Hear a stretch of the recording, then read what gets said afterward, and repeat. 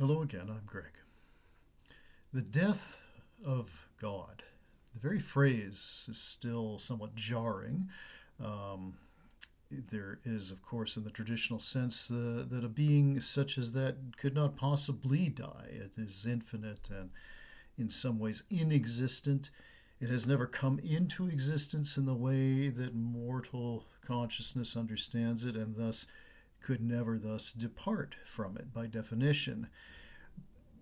Nietzsche's sort of announcement, which occurs in the Gay Science first in the voice of the madman, which is certainly something to note. It is someone who is deemed to be crazy or a lunatic, who first sort of voices this aloud.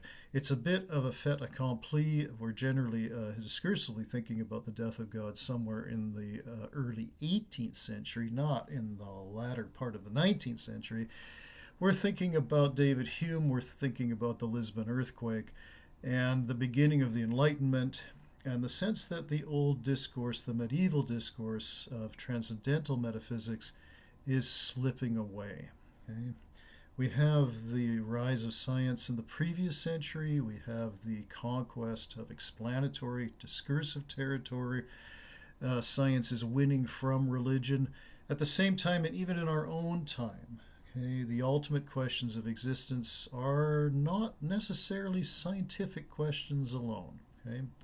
Science can tell us what we are, but it can only go so far in telling us who we are. We cannot know our own births, we cannot know our own deaths.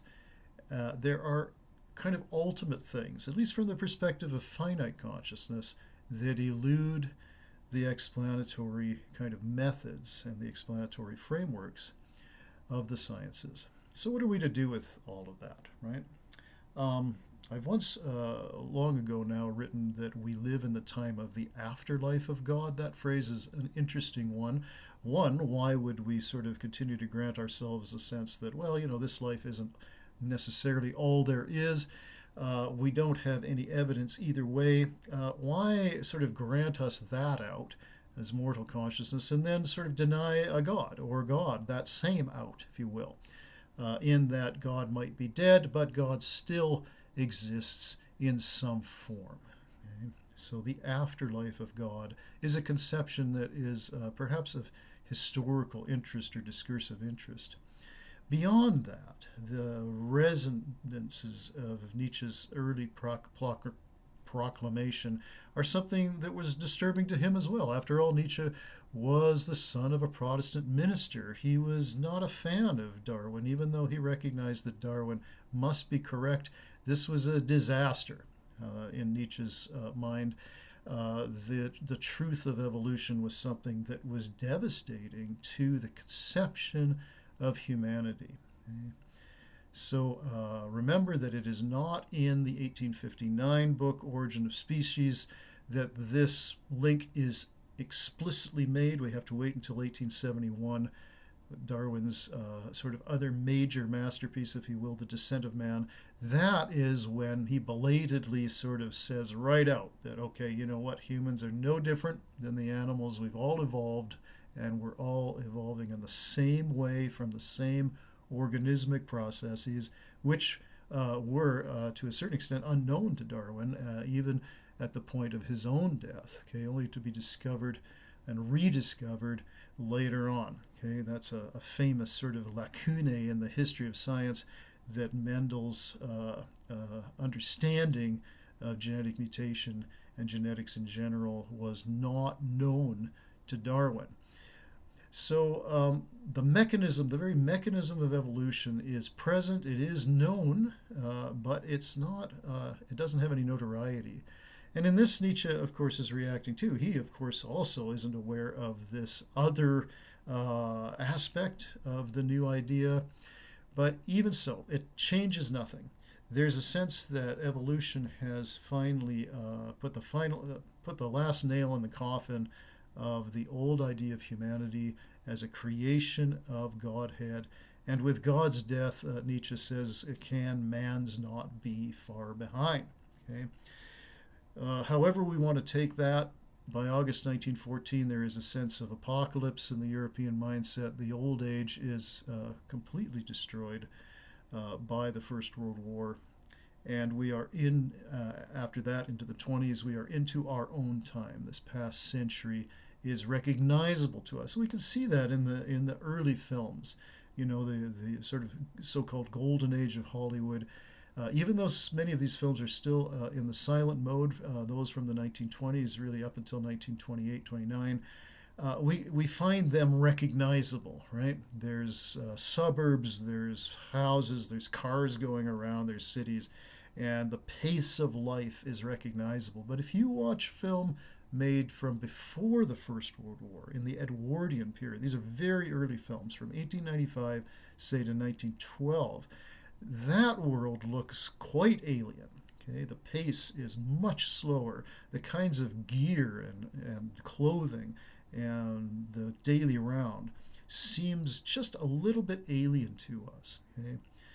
This death of God then resonates both backwards towards David Hume and the Enlightenment and forwards towards us. Consider Carl Jung's answer to Job.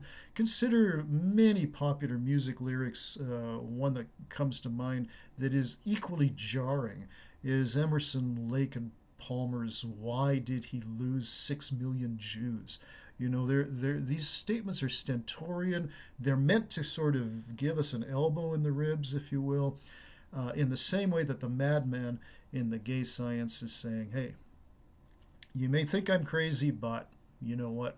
I've noticed something that everyone knows, but because I'm crazy, because I'm kind of the village idiot, if you will, I'm going to sort of just blurt it out and see where it falls. Now, it's interesting that 3 years later in Thus Spake Zarathustra, a set of Gospels, if you will, that is a landmark work, but also shows Nietzsche's own sort of reaction to this death of God, is that he is almost desperately trying to find a replacement for the old ethics, and the four-part Zarathustra is his effort at a new Gospels. Okay? During this, Zarathustra encounters the serpent, and the serpent says to him in epigram, God is dead. He repeats the mandament, but he fleshes it out. Okay, the serpent says, God is dead. From his pity for man hath God died. Okay, God is dead. From his pity for man hath God died. Okay, so there's a bit of more of an explanation. Say, well, how did it happen? Right? We don't know that until the serpent sort of says, hey, yeah, I've been hanging around. I'm out of a job now because God is dead. And so, we sort of take the serpent character as someone who's comes out from under his rock once in a while and offers some sage advice or an observation to a passersby, including Zarathustra himself. And so this kind of demoted serpent, if you will, or at least unemployed serpent, at least officially unemployed, sort of has this to say. And then there's a caution there, right? From his pity for man hath God died. He's cautioning Zarathustra not to get too kind of compassionate or maybe too pitying of the humanity that Zarathustra is himself trying to ennoble and trying to enlighten. Remember, he comes down from the mountain, makes that decision, and says, okay, I'm going to go amongst men once again. And even the higher men, of course, he famously says, oh, ye higher men are not yet high enough for me, right? You need to be a bridge to the overman. So the serpent plays an interesting, a cameo appearance, yes. That's all that really the serpent deserves to have in a sense in this high-flown esoteric narrative. Zarathustra sort of encounters the serpent and says, oh, okay, so that's how it happened. That's why God is dead. How interesting. I need to take a lesson from that, right? And the serpent intends that as a kind of cautionary device, kind of caveat. Now, then the immediate sort of question after that that Nietzsche addresses, of course, is self-pity.